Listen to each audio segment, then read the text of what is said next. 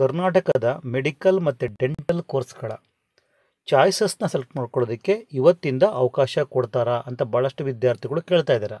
ಹಾಗೆ KCET ವಿದ್ಯಾರ್ಥಿಗಳು second ರೌಂಡ್ಗೆ option entry ಯಾವಾಗ ಮಾಡಬೇಕು, ಕೆಲವು ವಿದ್ಯಾರ್ಥಿಗಳಿಗೆ ಯಾವುದು ಕಾಲೇಜು ಅಲಾಟ್ ಆಗಿಲ್ಲ, ಇನ್ನು ನಾವು ಎಷ್ಟು ದಿನ ವೆಯ್ಟ್ ಮಾಡಬೇಕು, ಇಲ್ಲ ಮ್ಯಾನೇಜ್ಮೆಂಟ್ ಕೋಟ ಮುಖಾಂತರ ಹೋಗಬೇಕಾ ಅಥವಾ ಏನು ಮಾಡಬೇಕು ಅಂತ ಗೊತ್ತಾಗ್ತಿಲ್ಲ, ದಯವಿಟ್ಟು ಇದ್ರ ಬಗ್ಗೆ ಮಾಹಿತಿ ಕೊಡಿ ಅಂತ ಕೇಳ್ತಾ ಇದ್ದಾರೆ. ಹಾಗಾಗಿ ಈ ವಿಡಿಯೋ MCC ಕಡೆಯಿಂದ ರಿಸಲ್ಟು ಆಗಸ್ಟ್ 11 ಅಂದರೆ ಇವತ್ತು ಬರಬೇಕಾಗಿತ್ತು ಅಂತ ಮುಂಚೆ KE ಅನೌನ್ಸ್ ಮಾಡಿತ್ತು.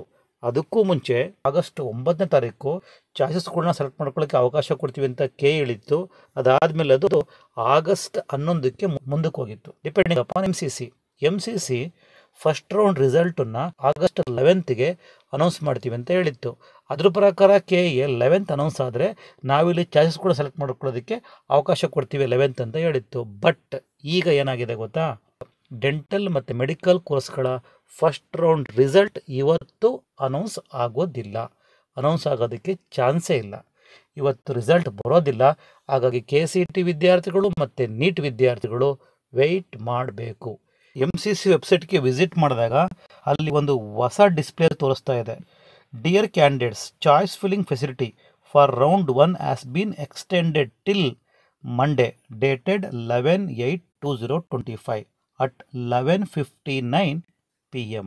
ಅಂದರೆ ನೀವು ಚಾಯ್ಸಸ್ನ ಸೆಲೆಕ್ಟ್ ಮಾಡ್ಕೊಳ್ಳೋದಕ್ಕೆ ಅಂಡರ್ MCC ಇವತ್ತು ಅಂದರೆ ಆಗಸ್ಟ್ 11 ರಾತ್ರಿ 12 ಗಂಟೆವರೆಗೂ ಅವಕಾಶ ಇದೆ. ಚಾಯ್ಸಸ್ನ ಸೆಲೆಕ್ಟ್ ಮಾಡ್ಕೊಳ್ಳೋದಕ್ಕೆ ಇವತ್ತು ರಾತ್ರಿ 12 ಗಂಟೆ ತನಕ ಟೈಮ್ ಇದೆ ಅಂದಮೇಲೆ ರಿಸಲ್ಟ್ ಇವತ್ತು ಬರುತ್ತೆ ಅನ್ನೋ ಹೋಪ್ ಇಟ್ಕೋಬೇಡಿ. ರಿಸಲ್ಟ್ ಇವತ್ತು ಬರೋದಕ್ಕೆ ಚಾನ್ಸೇ ಇಲ್ಲ.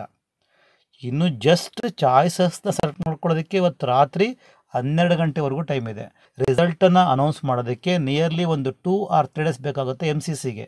ಇವತ್ತು ಆಗಸ್ಟ್ 11th, ಇವತ್ತು ಮುಗಿತು ಬಿಡಿ, ಇನ್ನು 12th, 13th, 14th, may be 14th result ಬಂದರೆ ಕರ್ನಾಟಕ ಪರೀಕ್ಷಾ ಪ್ರಾಧಿಕಾರ maybe 14th or 15th ಚಾಯ್ಸ್ಗಳನ್ನ ಸೆಲೆಕ್ಟ್ ಮಾಡ್ಕೊಳ್ಳೋದಕ್ಕೆ ಅವಕಾಶ ಕೊಡುತ್ತೆ. ಒಂದು ವೇಳೆ MCC ಏನಾದರೂ ಡೇಟನ್ನು ಮತ್ತೆ ಪೋಸ್ಟ್ಪೋನ್ ಮಾಡಿದ್ರೆ ಕರ್ನಾಟಕ ಪರೀಕ್ಷಾ ಪ್ರಾಧಿಕಾರ ಆ್ಯಸ್ ಯೂಶುವಲ್ ಮತ್ತೆ ಪೋಸ್ಟ್ಪೋನ್ ಆಗುತ್ತೆ. KCET ವಿದ್ಯಾರ್ಥಿಗಳೇ ಸೆಕೆಂಡ್ ರೌಂಡ್ ಆಪ್ಷನ್ ಎಂಟ್ರಿ ಮಾಡಬೇಕು. NEET ವಿದ್ಯಾರ್ಥಿಗಳು ಚಾಯ್ಸಸ್ನ ಸೆಲೆಕ್ಟ್ ಮಾಡ್ಕೋಬೇಕು ರೌಂಡ್ 1ಗೆ, ಅಂದರೆ MCC ಮೇಲೆ ಡಿಪೆಂಡ್ ಆಗಿರಬೇಕು. ಹಾಗಾಗಿ MCC ಯಾವ ಶೆಡ್ಯೂಲ್ನ ಕೊಡುತ್ತೋ KEಯಲ್ಲಿ ಹೊಸ ಶೆಡ್ಯೂಲ್ನ ರಿಲೀಸ್ ಮಾಡುತ್ತೆ. ಅಲ್ಲಿವರೆಗೂ ನಾವು ವೆಯ್ಟ್ ಮಾಡಬೇಕು. ರಿಸಲ್ಟು ಇವತ್ತು ಬರೋದಿಲ್ಲ. Thanks for watching. Take care. Bye.